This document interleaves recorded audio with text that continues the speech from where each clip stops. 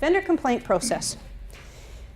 Let's say you've gone through the solicitation, you were unsuccessful, and you think that this process was unfair and flawed. Okay, something was wrong. And it happens sometimes for lots and lots of reasons. What do you do now? And so VCC has got a vendor complaint process that we're putting in place that gives you an avenue to find out what went on and to make complaints where you think they're warranted. Number one thing to do is to have that debrief. I can't tell you how often in my career there has been a vendor who's been screaming mad because they weren't successful and has been saying this is a flawed process. Obviously it's flawed because they would have won if it had been good, right? You know, this is where they're coming from. They don't know what happened because they don't have the debrief. All they know is that they weren't successful. Okay? And then we have the debrief, and we go through in detail. This is what we found. This is where you did well. This is where you didn't do well. Here's what the RFP asked and what we were expecting that you didn't address. And now they have the information. And they're not happy about the results, obviously, but they understand why it happened. And I can tell you 90-odd% of the time when I've got a vendor who's screaming mad going into that debrief, by the time we're done, they get it. They get why it happened. And that's the end of it. And then they have information for next time, so they can do better for next time, which is good for them and good for us. But do you want to deal on it? You have to. That's part of the job. So if you haven't had a debrief, that's the first thing we're going to tell you to do. Have a debrief. Okay? But let's say you've had the debrief and you're not convinced. The debrief did not give you that information that you thought it should have. You don't think this was a fair process. What do you do now? Well, now you're going to initiate the formal vendor complaint process, and the first thing you're going to do is write to the contact person for that particular solicitation. Okay? And you're going to tell them in that letter exactly why you feel this was an unfair process. But let's be clear. Because you think the score is wrong, you think the score should have been higher and they weren't high enough, that's not going to do it. That's just a difference of opinion on scores. Okay? You got to think about the underlying reasons. If you think we scored you too low, why did we do that? You know, is it because we were really hard markers, in which case we were equally hard on everybody, so yeah, you had a low score, but so did everybody else. It's fair. Or is it because we were biased in some way about your organization? And in what way were we biased? You need to spell that out in your complaint. What happened? What makes you think this was unfair and caused a disadvantage for your organization? So you're going to write to the contact person. You're going to say why you think this was an unfair process. What happened? And there could be lots of reasons why you think it is. Anything from maybe you think that there was something that should have been disclosed that wasn't, that was important to the evaluation of proposals, and they didn't disclose it in the RFP. That might be your reason. It might be because you think that somebody on the evaluation team is next door neighbors and buddies with the CEO of the company that won. I mean, it could be any number of reasons why you think it was an unfair process. But it's not a difference of opinion about scores. If you come up with that as your reason, you're not going to get much of a response from us because that's not a vendor complaint. That's just a difference of opinion. It needs to be something substantive. What caused this to be unfair to your organization? And you're going to get a response for that formal letter that you send, or email, however you want to send it. You're going to get a response back. And if you're not happy with that response, there is an appeal process. You can go to the you can go to the VP of Administration and the CFO, and you can tell him, here's what happened. Here's what we did. This is our allegation. This is the response that we got back. This doesn't satisfy us because. And now the VP will do an arm's length investigation. So somebody who was not involved in that procurement at all is going to do an investigation to find out what happened and is there merit to your complaint. Now, having said all of this, if you do a formal vendor complaint on a procurement, you are not going to stop the contract. The contract's going to go forward. Okay? We're not going to be holding up the need to contract with our successful vendors while we're dealing with a vendor complaint. If it turns out that your complaint is well-founded, like it's true, there was a problem, there will be other remedies. It won't be, though, that suddenly the contract doesn't, I would not expect that the contract would be canceled, for example.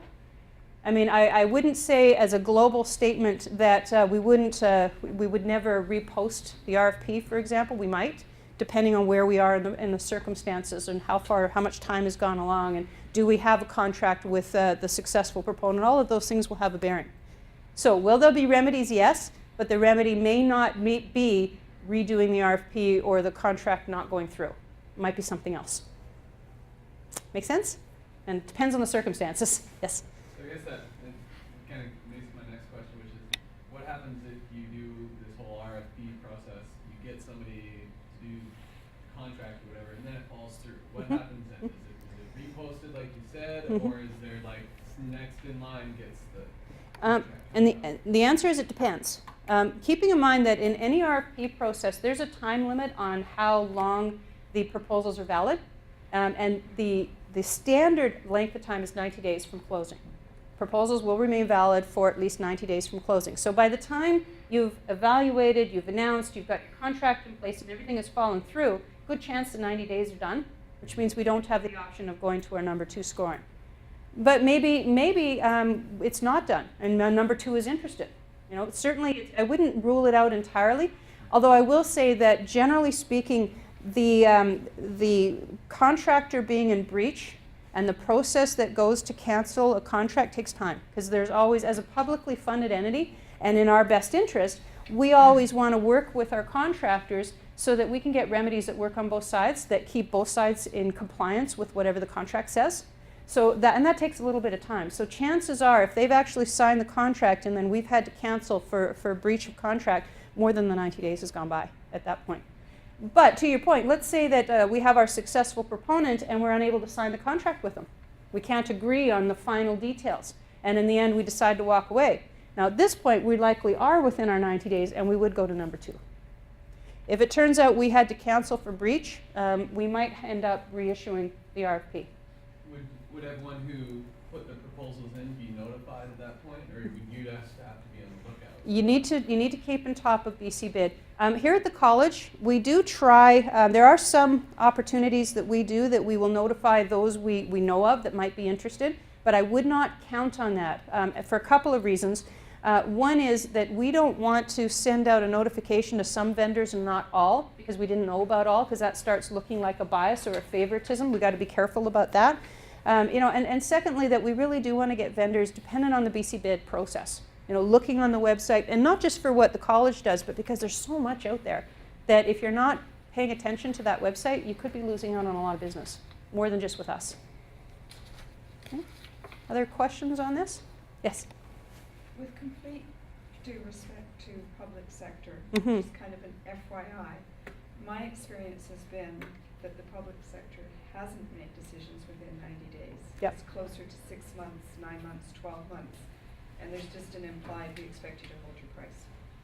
So that just kind of And the reality is, anecdotal feedback. and you know, there's nothing wrong with bringing that forward. It's a good thing to know. I've certainly been involved in RFPs that I knew were going to take longer, and I have changed that 90 days to 120 days or 180 days, whatever we thought we needed, because it's as of the closing date of the RFP. And if we've got a shortlist process and a lot of vendors and a lot of negotiations, it might take quite a bit longer than that. But the reality is, if the time limit, whatever it is, expires, you have that option to walk away. You don't have to. I mean, it doesn't say that it's good for 90 days, that's it, you know, the axe falls. It says no less than. So you might decide as a vendor, it's in our best interest to hold this longer if it takes longer, and but you don't have to. You agreed to the time limit that was in the RFP. And if you decide no other opportunities have happened and this timeline has passed, you can move on. Other questions? I have a question. It's kind of broad ranging. And it probably pertains to other schools and VCC. But in reference to this, will you be looking for applications or bidders outside of province? Outside of province. Excellent question. And this actually, this question about considering vendors outside of province deals more with our trade agreement obligations. There are 2 trade agreements in Canadian trade agreements that the province is party to. One of them is the Agreement on Internal Trade, and this applies to all the provinces. And the other one, it was TILMA, it's being replaced now with the Northwest Partnership Trade Agreement, which is between BC, Alberta, and Saskatchewan. And these trade agreements have a whole bunch of provisions in them. But the things that are particularly relevant to procurement, these trade agreements state that once certain dollar thresholds are met on aggregate contract values, that we are, and unless a reason for direct award applies, we are obligated to post it nationally, and we are obligated to treat a vendor from another province the same as a vendor from our own province. Okay? And so we use the Northwest Partnership Trade Agreement as our dollar thresholds because they're lower than AIT. And for the NWPTA, it says for the MASH sector, which is municipalities, academia, social services, and hospitals, healthcare. So that's where the college would fall in. For them, it's $75,000 for goods and services. If we're buying something in aggregate that's that amount or higher, and a reason for direct award doesn't apply, direct award allowed within the trade agreement, that we have to post nationally. And that's what BC Bid does for us. BC Bid is considered from the trade agreements as national advertising. It means, though, we cannot restrict our vendors to BC-only companies or lower mainland companies. But having said that, we might have a need that we need a vendor who has an office in the lower mainland because we need to meet frequently with them while we're doing this. So you need to have an office in the lower mainland, but we don't care where your company is from. If you're BC company or if you're from Nova Scotia, you just need to have the office here to do this work. That may happen. Yeah, so we can't restrict to BC only once we hit those dollar thresholds. My real question was actually on a lower bid, but most likely not for BC bid, but they actually bought out the country. We sometimes do buy out of country. Again, if we do something up on BC Bid and we've spelled out what the requirements are, and it turns out that a non-Canadian company scored best in all those requirements, yeah, we're going to award to them. There's not a restriction that it must be a Canadian company, not usually.